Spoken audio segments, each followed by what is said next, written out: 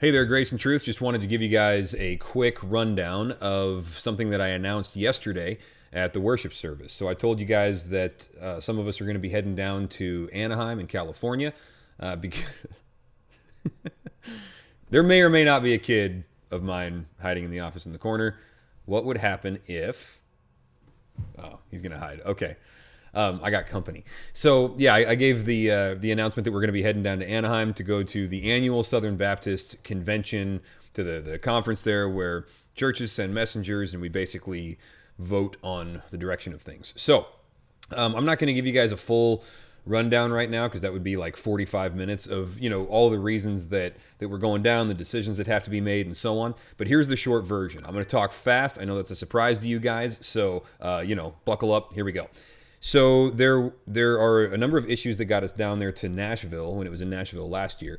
And it was things like financial transparency. Are there ideological shifts happening that do not align with the values of grace and truth? It turns out that there was a lack of financial transparency in some areas and by some of the agencies within the Southern Baptist Convention, and we didn't like that. So we said, let's change some of that. We got to go down this year to see if any of that has changed.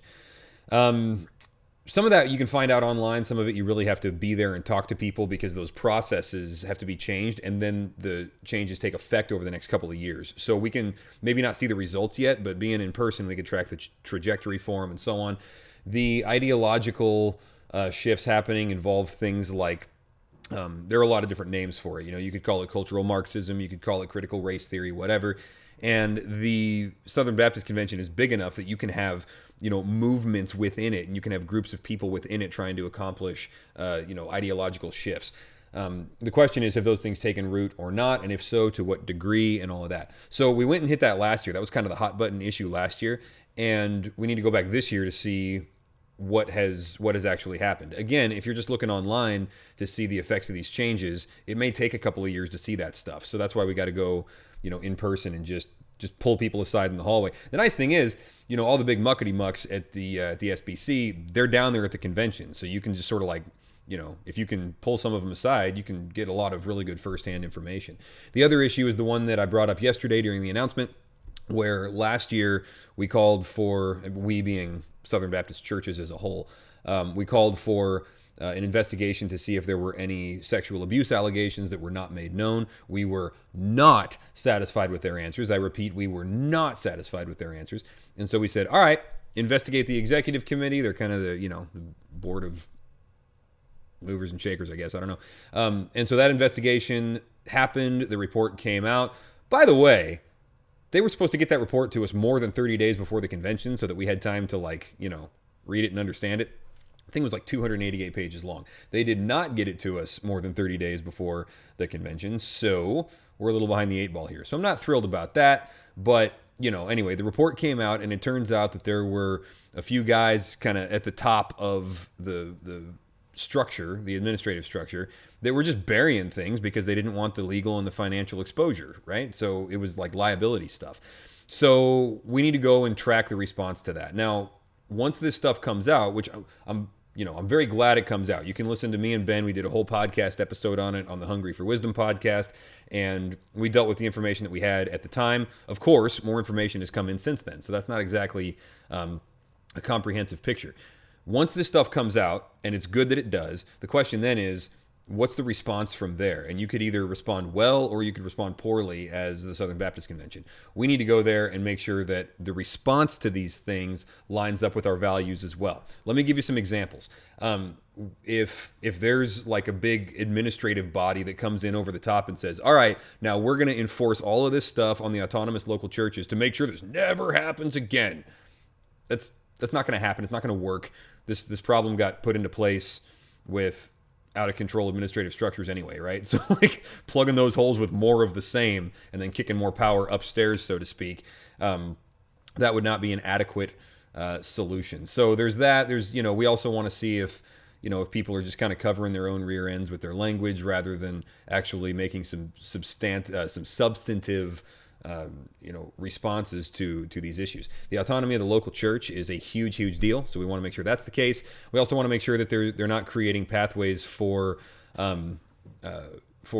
infiltrating the local churches with ideologies that we may or may not agree with now, or ones that they might put in place in 10, 15, 20 years. In other words, like if they were to say something like, all right, for every SBC church now it is mandatory that you take this training in order to be in good standing with the church. Well, we might even agree with the training that they're saying we need, but once that structure is created, they could put in other trainings down the road that are that don't align with our values or anti-biblical or whatever. So it's one of those, all right, you're going to put in, if you're going to put in a watcher, the question is, who watches the watchers, and that's always kind of the eternal question when you centralize power is, yeah, but if those guys repeat the problem, who's going to fix it, right? Another powerful entity. So you guys know the whole drill here. That's the kind of stuff we're looking out for. So let me give you a breakdown of what's going to happen once we are there. We got 4 of us going, and we're going to kind of split up a little bit. So, we'll come together on a lot of stuff, but some people will be, one person will be watching I should say, this is the plan right now. We'll see if changes need to happen once we hit the ground, because sometimes you adjust, right? One person will be watching a lot of the votes to see about policies and budgets and resolutions and things like that, to see which way the votes go and track and all of that kind of stuff. One person will be taking a look at the personnel decisions, who's getting who's getting disciplined or taken off, or who has resigned as a result of the report on sexual abuse allegations, all this kind of stuff. And then who's getting put in their place. That stuff matters, right? What are these people's values and ideals and so on? One person's going to be looking at financial stuff. Has transparency increased? Is it on a trajectory to increase? What are with the response to the report?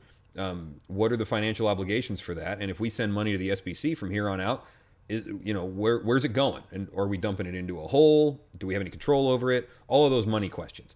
And then I'm going to be kind of free floating a lot of the time, answering or getting answers to other questions, such as all of these side issues. Have there been ideological shifts that we dealt with last year that did not get adequately handled to our liking? The Ethics and Religious Liberties Commission, which is something that you can Google if you want to know more about that. Actually, use DuckDuckGo or something. Stop using Google. You can look those guys up, the Ethics and Religious Liberties Commission.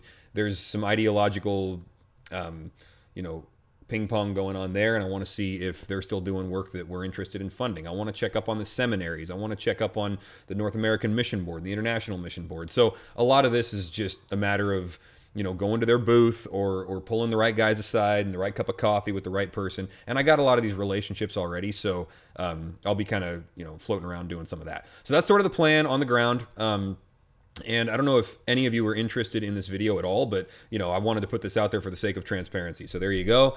And feel free to hit me up with questions. I'm not going to some closed country or something. I'm just going to Southern California. So you can call me, text me, email me, whatever, and I'll get back to you as soon as I can, because I want our church members to be informed. I'm there as a representative for you guys. So be praying for us for wisdom and discernment and clear answers, and to know what to do with it once we have it. Right? All right. We'll talk to you guys soon.